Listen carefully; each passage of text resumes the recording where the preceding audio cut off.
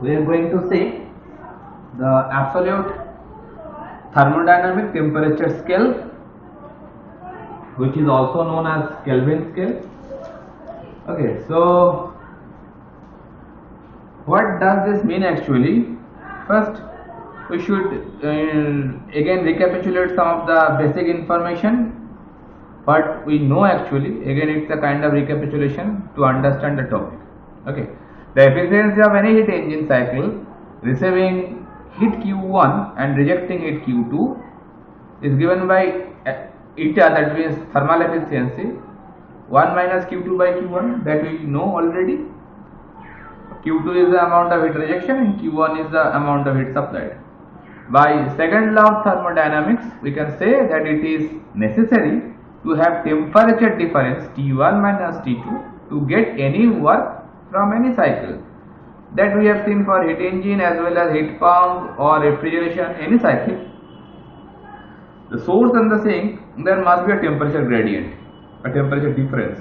If there is no temperature difference, then that cycle cannot work, cannot produce any work.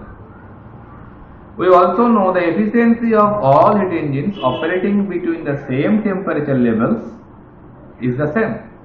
Just is the Carnot principle. If the source and sink they are same for all the heat engines, then the efficiency will be remain same for all those. And the efficiency is completely independent of the working substance. What is the working substance? It is immaterial for the efficiency. And the last one, for a reversible cycle, that is the Carnot cycle we are talking about, the efficiency will depend solely upon the temperature.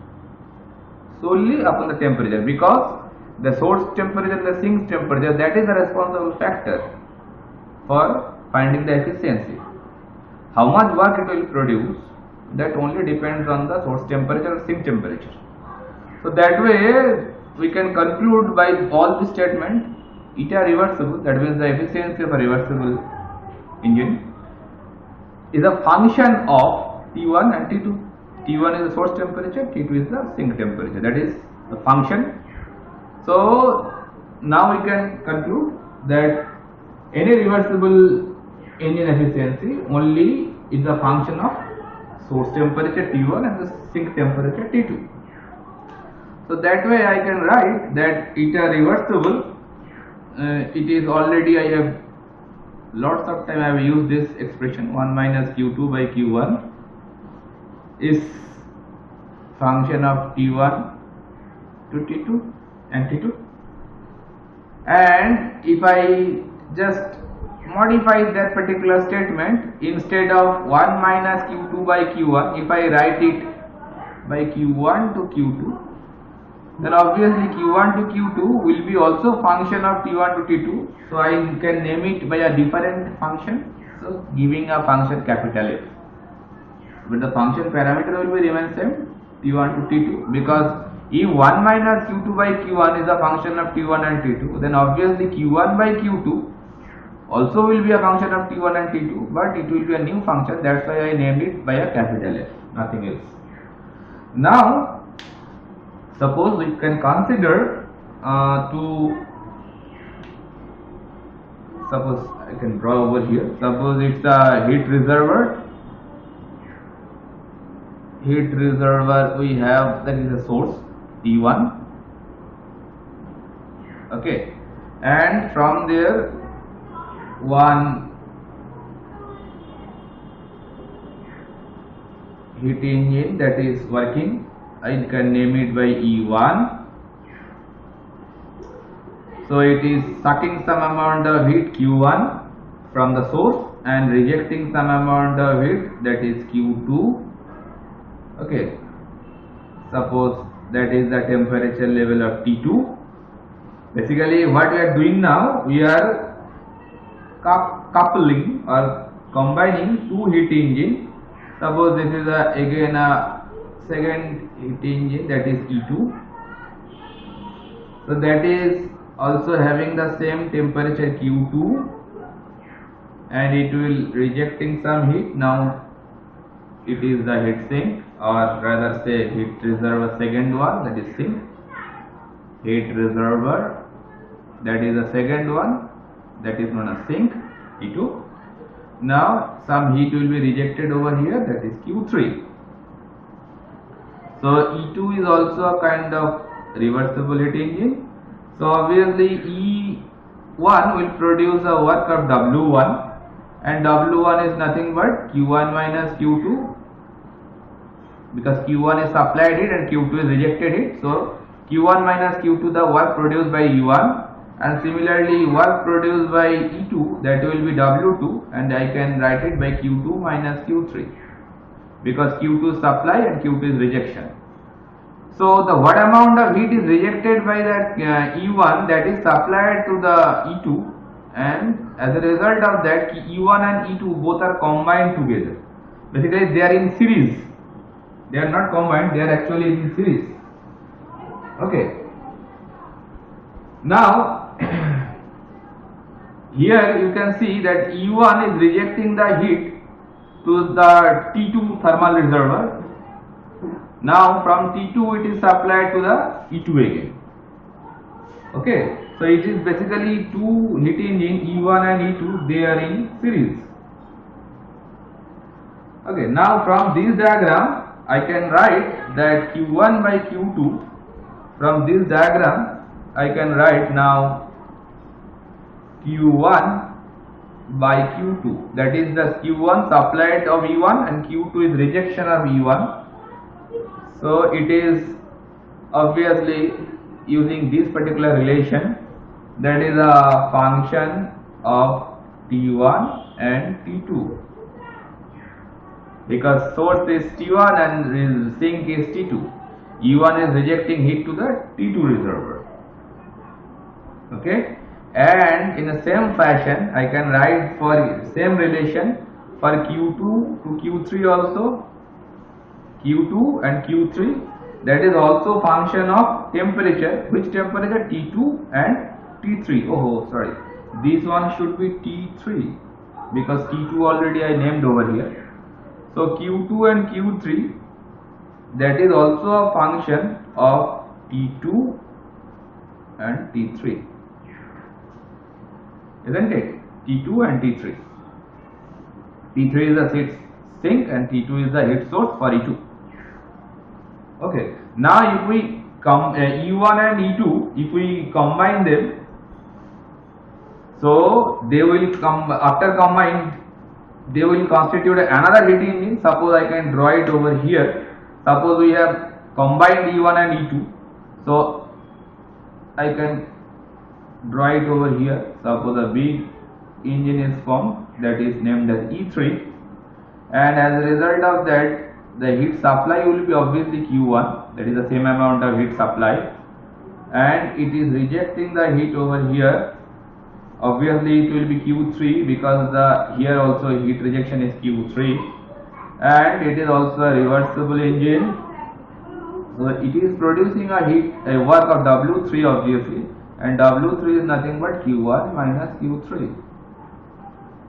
Okay, so E3 is basically a combined heat engine which is formed by E1 and E2, nothing else, and it is working with the same thermal reservoir. Understood? So that way for Q1 and Q3, if I make that same ratio Q1 to Q3, it is also a function of T1 and T3, source and sink. Okay, so from here if I write the relation of Q1 by Q2, so hence Q1 by Q2, if I want to write it, I can write it like this. Check it, Q1 by Q3 divided by Q1 by Q2, isn't it?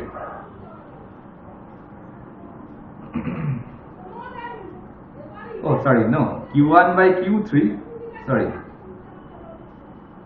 Q2 by Q3, sorry. So Q3 will be cancelled, it will be remain Q1 by Q2. So now Q1 by Q3 is nothing but a function of T1 and T3, and Q2 by Q3 is a function of T2 and T3, just using this relation, nothing else. And already I have written that Q1 by Q2 is a function of T1 by T2.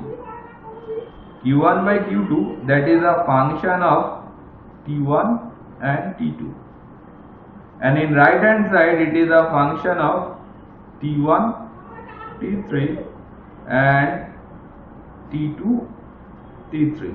Now one mismatch statement is there. In the left hand side it's a function of T1 and T2, and in the right hand side it is a function of T1, T3, T2, T3. From where this T3 is coming? It is very embarrassing for us, for this T3, because in the left hand side there is no T3. It is a function of only T1 and T2. But in the right hand side we can see a different temperature, that is T3 has come, but it is not possible. If the left hand side is indicating it's a depending function on T1 and T2, then obviously it is no T3 is there in the left hand side. So actually this function, it is independent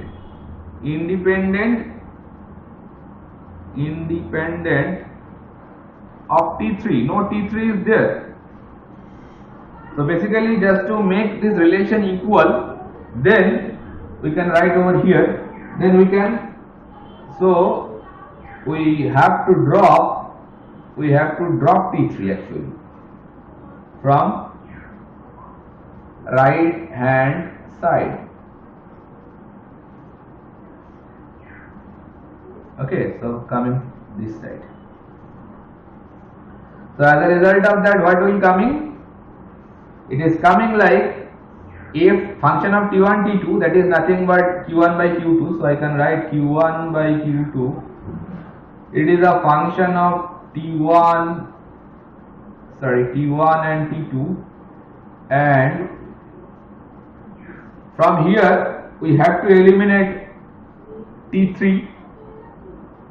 Okay, so it is now I can say that f function of T1 and in denominator function of T2, so that I can name it by a new function, that is phi of T1, new function of phi, and phi of T2, because from right side that T3, both the side numerator and denominator we have eliminated just to maintain the relationship equal.